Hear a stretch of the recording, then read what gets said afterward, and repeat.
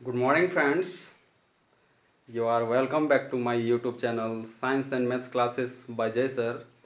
Okay, तो दोस्तों हम लोग जैसा कि सीटेट के अंतर्गत नंबर सिस्टम के कुछ बेसिक टर्म्स को देख रहे थे, तो उन्हीं बेसिक टर्म्स को फिर आगे डिस्कस करते हुए आगे बढ़ते हैं। और वे बेसिक टर्म्स में जैसे डिफिनीशंस कुछ किए थे, कुछ जैसे परवर्ती संख्या, ओके,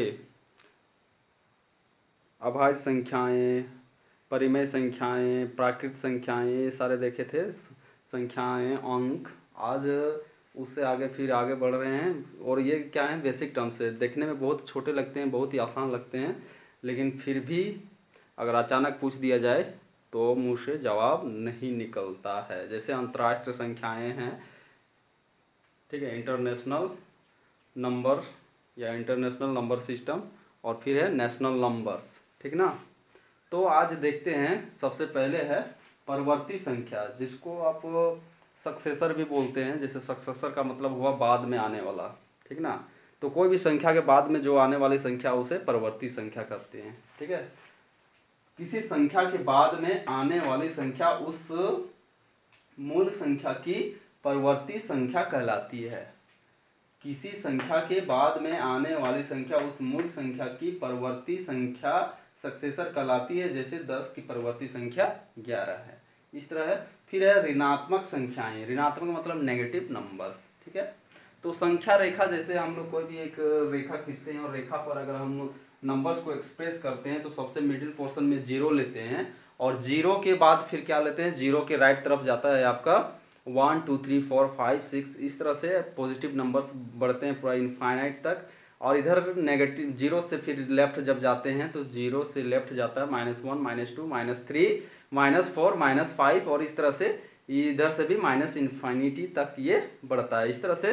तो जीरो से मतलब लेफ्ट की ओर जब जाएंगे तो नेगेटिव नंबर्स मिलेंगे, -1 -2 -3 -4 -5। तो संख्या रेखा पर शून्य के बाईं ओर के अंक ऋणात्मक संख्याएं कहलाती हैं। बाईं ओर जाने पर संख्या छोटी होती जाती है। तो संख्या रेखा पर जब हम जीरो से लेफ्ट की ओर मूव करते हैं तो संख्याएं जो है वो छोटी होती जाती है, ठीक ना। जैसे -1 से छोटा है -2, -2 से छोटा है -3, -3 से छोटा है -4। इसको सिंपल वे में आप समझ सकते हैं कि आप जितना किसी से कर्जा लेते जाते हैं उतना आप क्या करते हैं, ऋण में डूबते जाते हैं, ठीक है। उतना ही आपके ऊपर ऋण बढ़ते जाता है। तो मतलब आप क्या होते हैं, उतना ही आप छोटा हो जा रहे हैं, ठीक ना। ऋण में डूबना के मतलब आप क्या हो रहे हैं, छोटा हो रहे हैं। धनी से आप क्या हो रहे हैं, गरीबी की ओर जा रहे हैं। उसके बाद है नेशनल नंबर्स, राष्ट्रीय संख्याएं। भारतीय संख्या पद्धति के अनुसार संख्या को लिखने के लिए दाईं से बाईं और क्रमशः इकाई, दहाई, सैकड़ा, हजार, 10,000, लाख, 10 लाख, करोड़, 10 करोड़ आदि स्थानों को प्रयोग में लाया जाता है। जैसे भारतीय संख्या पद्धति के अनुसार जो है, हम जो भी संख्या लिखते हैं तो हम लोग क्या करते हैं, दाईं से बाईं ओर से देखकर और उसको गिनते हैं। जैसे इकाई, दहाई, सैकड़ा, हजार, 10,000, लाख, 10 लाख, करोड़, 10 करोड़, अरब, 10 अरब, खरब, 10 खरब, इस तरह का है, ठीक है ना, इस तरह का है। तो यहाँ से जैसे, तो ये जो तरीका है वो भारतीय संख्याएं कहलाएगी। इस तरह से भारतीय सिद्धांत के अनुसार, है ना, भारतीय में जो गिनने की जो परंपरा है, जो सिद्धांत है, उनके अनुसार जब हम संख्याओं की गिनती करते हैं तो वो भारतीय संख्याएं, या उस तरह से जो हम गिनते हैं या उस तरह से जब लिखते हैं और पढ़ते हैं तो वो भारतीय संख्याएं कहलाती है, ठीक है ना। तो जैसे है यहाँ पे 10351112, तो इसको भारतीय संख्या पद्धति के अनुसार जब हम इसको बोलेंगे तो ये क्या कहलाए, जैसे यहाँ से इकाई, दहाई, सैकड़ा, हजार, 10,000, लाख, 10 लाख, करोड़, 10 करोड़, ठीक है। तो इसका हिंदी में किस तरह से लिखेंगे, 10 करोड़ 35 लाख 11,212, 10 करोड़ 35 लाख 11,212। उसके बाद आता है अंतर्राष्ट्रीय संख्याएं, इंटरनेशनल नंबर्स, या इसको आप इंटरनेशनल सिस्टम या इंटरनेशनल नंबर्स के रूप में भी आप समझ सकते हैं, ठीक है। अंतर्राष्ट्रीय संख्याएं ये दाईं से बाईं ओर लिखी जाती है। सेम जिस तरह से राष्ट्रीय संख्याओं को लिखते हैं उस तरह से अंतर्राष्ट्रीय संख्याएं भी लिखी जाती है, परंतु इन्हें अलग नाम, इकाई, दहाई, सैकड़ा, हजार, 10,000, 100,000, 10,000 तक सेम जाता है, राष्ट्रीय संख्याएं की तरह ही जाती है अंतर्राष्ट्रीय संख्याएं भी। लेकिन यहाँ पे क्या होता है, 10,000 के बाद यहाँ पे 1,00,000 जहाँ बोलते हैं वहाँ पे 100,000 बोलते हैं, 100,000 के बाद फिर हो जाता है जहाँ पे 10,00,000 वहाँ पे मिलियन आ गया, ठीक है। 100 मिलियन, 100,000 मिलियन, और मिलियन के बाद आ गया 10 मिलियन, 10 मिलियन, 100 मिलियन, बिलियन आदि से जाना जाता है, ठीक ना। तो अंतराष्ट्रीय संख्याएं भी क्या होती है, दाईं से बाईं ओर लिखी जाती है, परंतु इन्हें अलग नाम, इकाई, दहाई, सैकड़ा, हजार, 10,000, 100,000, मिलियन, 10 मिलियन, 100 मिलियन, बिलियन आदि से जाना जाता है। जैसे यहाँ पे है 027096211, तो इसको किस तरह से पढ़ेंगे, 112 मिलियन, यहाँ से हो गया इकाई, दहाई, 10,000, लाख, 10,00,000, करोड़, 10 करोड़। तो यहाँ से क्या हो गया, लाख में पहुंचते हैं तो उसको बोलते हैं 100,000, है ना। और 100,000 के बाद जब आगे बढ़ते हैं तो पहुंचते हैं कहाँ पे, मिलियन पे। तो यहाँ मिलियन हो गया, यहाँ से मिलियन हो गया, तो ये कितना हो गया, 112,690,720। यहाँ से ये क्या होगा, ये हो गया 112,690,720, 112,690,720, ओके, ये हो गया 720। इसके बाद फिर कुछ बेसिक टर्म्स चलते हैं, और एक दो क्लास जाएगा बेसिक टर्म्स में, उसके बाद फिर क्वेश्चंस में आएंगे और क्वेश्चन के प्रैक्टिस करेंगे।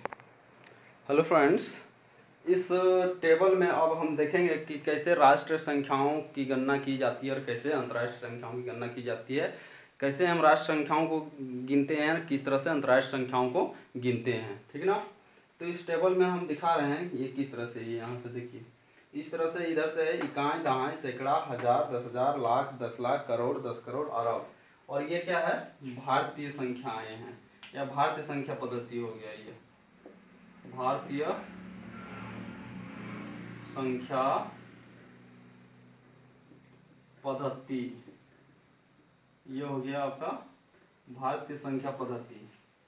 और ये हो गया अंतर्राष्ट्रीय संख्या पद्धति, अंतर्राष्ट्रीय संख्या पद्धति, अंतर्राष्ट्रीय संख्या पद्धति, ठीक है। अंतर्राष्ट्रीय संख्या पद्धति, इंटरनेशनल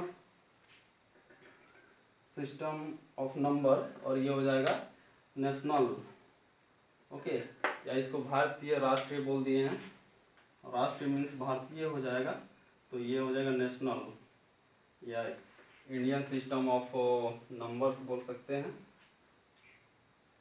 नेशनल, राष्ट्रीय, राष्ट्रीय संख्या पद्धति, राष्ट्रीय संख्या पद्धति। और यहाँ हो गया नीचे अंतर्राष्ट्रीय, अंतर्राष्ट्रीय संख्या पद्धति।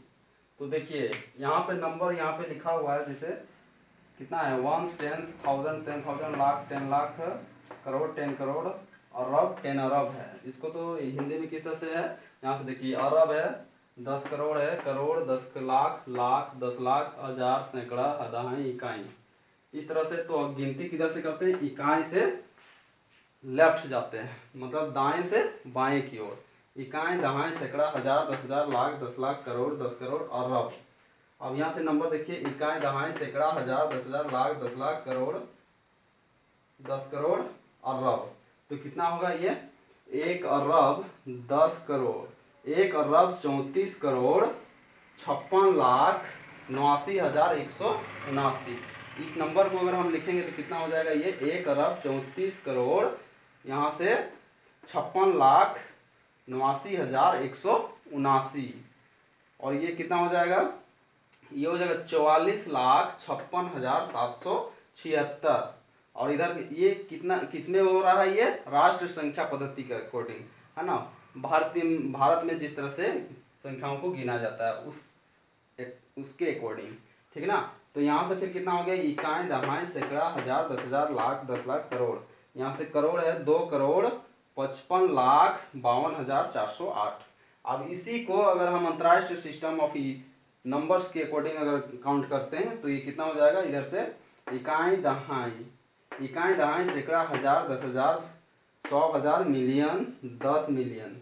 तो अगर ये नीचे वाला को अगर काउंट करते हैं तो ये हो जाएगा 25,500,000 मीन्स यहाँ से हो जाएगा 55,100,000 इकाई दहाई सैकड़ा हजार 10,000 लाख 10 लाख करोड़ मीन यहाँ पे भारतीय सिस्टम में।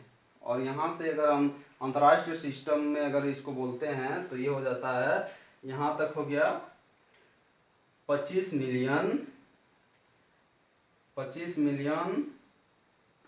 और यहाँ से हो गया 552,000 25,552,408। ये अंतर्राष्ट्रीय पद्धति के अकॉर्डिंग ये हो गया, मतलब इंटरनेशनल सिस्टम ऑफ नंबर्स। और यहाँ से ये ऊपर वाला कितना हो जाएगा, यहाँ से ये हो जाएगा 4,456,776। और ये ऊपर वाला कितना हो जाएगा, ऊपर वाला हो जाएगा 1,345,679,179। ऊपर वाला कितना हो जाएगा, यहाँ से देखिए इकाई दहाई सैकड़ा हजार 10,000 100,000 मिलियन 10 मिलियन 100 मिलियन और ये बिलियन। तो कितना हो गया 1,345,689,179। ये देखने में तो लग रहा है कि बहुत आसान होगा, लेकिन आप बोल के जब दिखाइएगा अंतर्राष्ट्रीय सिस्टम ऑफ नंबर्स में तो आप नहीं बोल पाइएगा। अगर आप ध्यान नहीं देते हैं इस छोटे छोटे बेसिक टर्म्स को तो आप नहीं बोल पाएंगे। अगर आपको पूछ दिया जाए कि अंतर्राष्ट्रीय सिस्टम ऑफ या अंतर्राष्ट्रीय पद्धति के अकॉर्डिंग, अंतर्राष्ट्रीय पद्धति के अनुसार आप इसका नाम बता दीजिए, मतलब इसको कितना बोला जाएगा वो बताइए, तो आप अगर नहीं ध्यान में रखते हैं तो आप नहीं बोल पाएंगे, ठीक ना। तो इस तरह से ये हो गया अंतर्राष्ट्रीय संख्या पद्धति के अकॉर्डिंग, इसको इस तरह से बोल सकते हैं। ये हो गया 1,345,689,179। तो इस तरह से अंतर्राष्ट्रीय सिस्टम में इस तरह से काउंट करते हैं। और ये इंडियन सिस्टम या तो फिर नेशनल सिस्टम ऑफ नंबर्स में इस तरह काउंट करते हैं, ठीक है। उसके बाद फिर आगे बढ़ेंगे। हाँ तो दोस्तों नेक्स्ट बेसिक टर्म जो है वो क्या है, सन्निकट मान, नियरेस्ट वैल्यू, जिसको हम निकटतम वैल्यू या निकटतम मान के रूप में भी जानते हैं। निकटतम मान या सन्निकट मान, नियरेस्ट वैल्यू, क्या नियरेस्ट वैल्यू। सन्निकट मान का अर्थ है किसी संख्या के नजदीकी मान, ठीक है ना। किसी संख्या के नजदीकी मान को ज्ञात करना, ये सन्निकट का अर्थ होता है। किसी संख्या का सन्निकट मान ज्ञात करते समय 10 या 100 या 1000 के नजदीकी मान को लिया जाता है। जैसे यहाँ पे देखिए 1 2 3 और 4 का सन्निकट मान क्या होगा, 0, मीन्स ये 0 की ओर है। जैसे 0 से 10 की ओर देखेंगे, मान लो संख्या रेखा में इस तरह से ले लिए, इस तरह से यहाँ पे 0 है और या तो इस तरह से लेते हैं इसको, यहाँ पे 5 ले लेते हैं, 5 बीच बीच में है तो इधर से हो जाएगा ये 4 3 2 1 और इधर है 0 और इधर कितना है 6 7 8 9 10। अब यहाँ देखना है कि कौन किसके ज़्यादा नज़दीक है। तो यहाँ पे ज़्यादा नज़दीक के मामले में 1 2 3 4, मीन्स 1 2 3 4, ये क्या है 0 के ज़्यादा नज़दीक है। और 10 के लिए क्या है, ये बहुत दूर है। इसके देखिए 1 2 3 4 5 और नंबर है इसके बाद, तो क्या है इधर से ये ज़्यादा दूर है और इधर से क्या है जल्दी ज़्यादा नज़दीक है। इसलिए 1 2 3 4 का निकटतम मान जो होगा, सन्निकट मान होगा, नियरेस्ट वैल्यू होगा 0। और यहाँ से 5 क्या है, बीचों बीच में है, तो 5 किधर जाएगा, ये 10 की ओर ही जाएगा। ठीक है, 5 10 की ओर ही जाएगा। उसके बाद 6 7 8 9, 9 का मतलब 6 7 8 9 का सन्निकट मान, निकटतम मान कितना होगा, नियरेस्ट वैल्यू होगा 10, क्योंकि ये 10 की ओर है, मतलब 10 की ओर ज़्यादा नज़दीक है, 10 की ओर नज़दीक है, इसलिए इसका निकटतम वैल्यू 6 7 8 9 का हो जाएगा सन्निकट मान 10। तो इस तरह से सन्निकट मान निकाला जाता है। सन्निकट मान की किसके ज़्यादा नज़दीक है ना, जिसके ज़्यादा नज़दीक है वो उसको उसी का मान दे दिया जाएगा। ठीक है, अगर 10 के नज़दीक है तो उसको 10 मान लिया जाएगा, अगर 5 के बराबर मतलब 0 के बराबर है तो उसको 0 का मान दे दिया जाएगा। ठीक है, तो जो 0 के नज़दीक होगा उसको 0 लेंगे, जो 10 के नज़दीक होगा 10। उसी तरह से अगर 100 के नज़दीक है तो 100 लेंगे। ठीक है, 1000 के नज़दीक है तो 1000 कर देंगे उसको।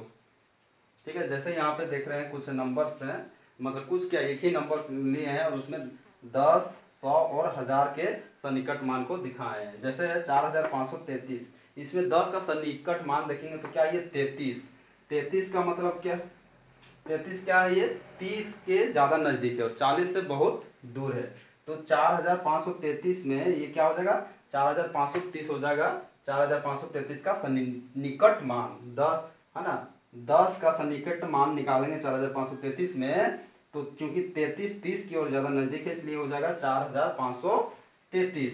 उसके बाद 4533 में 100 का सन्निकट मान जब निकालेंगे तो ये कितना 4533, 4533 मतलब क्या है, ये 500 की ओर ज़्यादा नज़दीक है, 600 की ओर नज़दीक नहीं है, इसलिए इसका मान हो जाएगा 4500। अब यहाँ देखिए कि 4533 है, मतलब ये 600 की ओर बढ़ रहा है। ठीक है, 500 से ये मतलब 1000 ले रहे हैं ना, तो 4000, उसके बाद क्या है 500 से आगे बढ़ रहा है, तो कितना बढ़ रहा है, मतलब 500 से आगे, मतलब ये आधा से अधिक जा रहा है, तो ये हो जाएगा 5000। 1000 में 1000 का सन्निकट मान निकालेंगे 4533 में, तो ये हो जाएगा 5000, है ना, ये हो गया 5000। तो इस तरह से सन्निकट मान, नियरेस्ट वैल्यू निकालते हैं। ठीक है, तो इस तरह का भी कभी छोटे क्वेश्चन दिए जा भी सकते हैं, नहीं भी दिए जा सकते हैं, बट ये कॉन्सेप्ट के लिए है। ओके, अब नेक्स्ट टर्म है रोमन नंबर्स। ओके, रोमन संख्याएं। तो रोमन संख्याएं क्या है, तो रोमन संख्याओं को जो है हम अंकों से ना डिनोट करके, अंकों से ना एक्सप्रेस करके, उनको अंग्रेजी के वर्णमाला मीन्स इंग्लिश अल्फ़ाबेट से उसको एक्सप्रेस करते हैं, उसको रिप्रेजेंट करते हैं। ठीक है, तो चलते हैं रोमन नंबर्स की ओर। ठीक है, Roman numbers are expressed by English alphabets but not by digits. Okay, Roman संख्याओं को अंकों से नहीं, अंग्रेजी वर्णमाला के अक्षरों से प्रदर्शित किया जाता है। जैसे यहाँ पे देखिए रोमन संख्याओं, और यहाँ जैसे हिंदू अरबी संख्या, जैसे ये नंबर से, जैसे 1 5 10 50 100 500 1000, तो एक को आई से, एक को रोमन नंबर में आई से डिनोट करते हैं, 5 को भी से रिप्रेजेंट करते हैं, 10 को एक्स से, 50 को एल से, 100 को सी से, और 500 को डी से, और 1000 को एम से, कैपिटल एम से। ये सारे अल्फ़ाबेट कैपिटल्स होते हैं। ठीक है, एक को आई, 5 को भी से, 10 को एक्स से, 50 को एल से, 100 को सी से, 500 को डी से, और 1000 को एम से डिनोट करते हैं। ठीक है, उसके बाद रोमन नंबर्स में कुछ रूल्स हैं, कुछ नियम हैं। ठीक है ना, नियम को देखते हैं। रोमन संख्याओं में स्थानीय मान नहीं होता, रोमन संख्याओं में स्थानीय मान नहीं होता। किसी संख्या को बनाने के लिए रोमन संख्या की पुनरावृत्ति की जाती है। रोमन संख्या को जब हम आगे बढ़ाते जाते हैं तो क्या करना पड़ता है, आगे नंबर संख्याओं को बढ़ाने के लिए, संख्याओं को बनाने के लिए रोमन नंबर्स का ही रिपीटेशन करना पड़ता है, पुनरावृत्ति करना पड़ता है, मतलब उसको जोड़ना पड़ता है। ठीक है, पुनरावृत्ति का मतलब होता है जोड़ना। यहाँ से देखिए m मीन्स 1000 को 3 से ज़्यादा बार भी लिख सकते हैं। m को ही केवल जो है कि हम 3 से ज़्यादा बार रिपीट कर सकते हैं, उसका पुनरावृत्ति कर सकते हैं, परंतु 5 भी मतलब 5 L मतलब 50 तथा D मतलब 500 की पुनरावृत्ति एक बार भी नहीं की जाती। ये इनका रिपीटेशन नहीं होता है, इनका पुनरावृत्ति नहीं होता है। ठीक है, जैसे ये है 3, ट्रिपल आई है जिसको बोलते हैं 3 रोमन नंबर्स में। तो ये किस तरह से 1 जोड़ 1 जोड़ 1 बराबर 3। और फिर ट्रिपल एक्स मीन्स एक एक्स का मतलब हो गया 10, दूसरा एक्स मतलब 10, ये मतलब क्या हो रहा है 10 10 जुड़ गया तो बन गया 30। उसके बाद इसी तरह से ये कितना है 1 2 3 4 सी, ये वैलिड नहीं है। This is for C is not valid, for L is not valid, for V is 3v is not valid. इस तरह से रोमन नंबर्स को नहीं लिखा जा सकता है। ठीक है, Roman numbers are not expressed in this forms. Okay, तो यहाँ तक हो गया। उसके बाद और 2 रूल बताएंगे, उसके बाद आज का क्लास यहीं पे एंड हो जाएगा। ओके, नेक्स्ट रूल्स जो हैं दोस्तों उसको देखिए। जैसे रूल 2 तक देखें हम लोग, उसके बाद जैसे रूल 3 में देखेंगे तो जब किसी बड़ी संख्या के दाईं ओर छोटी रोमन संख्या है, जैसे कोई भी एक रोमन संख्या है और उसके जब किसी बड़ी संख्या के दाईं ओर छोटी रोमन संख्या है तो दोनों को जोड़ा जाता है। जैसे इस तरह से ये बड़ी रोमन संख्या है आई, छोटी रोमन संख्या है, तो इसको इस तरह से जोड़ते हैं 5 जोड़ 1 बराबर 6। ठीक है, इसी तरह से जैसे 10 के बाद फिर है आई आई, तो इसको ये क्या है, ये बड़ी रोमन संख्या है, ये सब छोटी रोमन संख्या है, ये भी बड़ी रोमन संख्या, ये छोटी रोमन संख्या है। तो यहाँ से क्या करते हैं इसको 10 जोड़ 1 जोड़ 1 बराबर 12, इस तरह है। तो जब कोई बड़ी रोमन संख्या के दाईं और छोटी रोमन संख्या हो तो उसको जोड़ा जाता है। जैसे जब किसी बड़े संख्या के दाईं और छोटी रोमन संख्या है तो दोनों को जोड़ा जाता है, और यदि छोटी रोमन संख्या के बाईं ओर है, ठीक है, अगर छोटी रोमन संख्या के बाईं ओर है तो इसे घटाया जाता है। छोटी रोमन संख्या के बाईं ओर, छोटी रोमन संख्या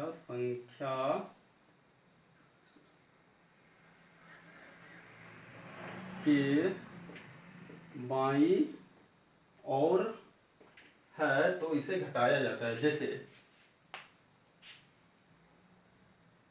क्या बोले, यदि छोटी रोमन संख्या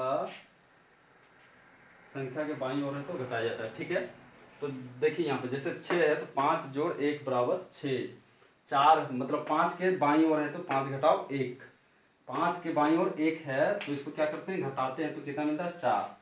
उसके बाद देखिए ये सी क्या है, छोटा है और x बड़ा है, x मतलब 10 और नो नो नो नो सी मतलब सी बड़ा है और x छोटा है, तो सी मतलब हो गया 100 और x मतलब हो गया 10, तो 100 में से 10 घटाएंगे तो 90 आएगा, तो xc का मतलब हो गया 90। ठीक है, तो यहाँ बड़ा संख्या है, बड़ा कौन है c और छोटा है x, तो c का मतलब 100 और x मतलब 10, तो 100 में 10 घटा दिए तो हो गया 90। उसके बाद फोर्थ पॉइंट है, फोर्थ रूल है, एक अंक में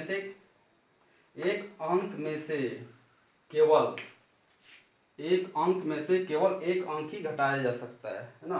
एक संख्या में से या एक अंक में से केवल एक ही अंक घटाया जा सकता है, एक को केवल 5 तथा 10 में से। एक जो ये अंक है इसको 5 या 10 में से घटाया जा सकता है, 10 को x मतलब 10 को 50 या 100 से घटाया जा सकता है, तथा c मतलब 100, c को केवल d 500 तथा m 1000 में से घटाया जा सकता है। जैसे 8 बराबर कितना होता है 5 जोड़ 8, 5 जैसे 8 बराबर इस तरह से है, न कि 10 घटाओ 2, 10 मतलब क्या है 8 बराबर इस तरह से है, यहाँ से 5 में से इसको जोड़ दिया गया है, न कि इसको इस तरह लिखेंगे। ठीक है, 8 है तो 5 में से इसको जोड़ा जा रहा है, न कि इसको इस तरह से लिखेंगे। उसके बाद है जैसे 19, तो 19 को किस तरह से लिखते हैं 19, तो 19 में यहाँ में से क्या कर रहे हैं 10 में से ये जुट रहा है, उसके बाद यहाँ से क्या हुआ, ये इसको इस तरह से नहीं करते हैं, ठीक है। आई को केवल एक बार ही घटाया जा सकता है, तो इस तरह से नहीं लिख सकते हैं। उसके बाद ये भी एक्स भी वैलिड नहीं है, ये वैध नहीं है। उसके बाद 1347 यहाँ से किस तरह से इसको प्रसारित रूप में लिखेंगे एक्सपेंडेड फॉर्म में, तो ये कितना हो जाएगा 1340 फिर 7, तो 1000 के लिए हो गया एम, 300 के लिए हो ट्रिपल सी, और एक्सेल मीन्स 40, और 7 का हो गया वी आई आई। तो इसको जोड़ दिए तो कितना हो गया ये एम सी सी एक्सेल 7, एम सी सी एक्सेल 5 आई आई, ये हो गया 1347 ऑन 1347। ओके, तो आज इतना ही रहता है, फिर नेक्स्ट वीडियो लेकर आते हैं बहुत ही जल्द, और ज़्यादा से ज़्यादा कोशिश करेंगे कि वीडियो कंटिन्यू बनता रहे, रेगुलर बनता रहे, और रेगुलर प्रैक्टिस चलता रहे। Okay, thank you. अगर आप मेरे यूट्यूब चैनल को सब्सक्राइब नहीं किए हैं तो मेरे YouTube channel science and maths classes bye जय सर को सब्सक्राइब कर लें। Thank you.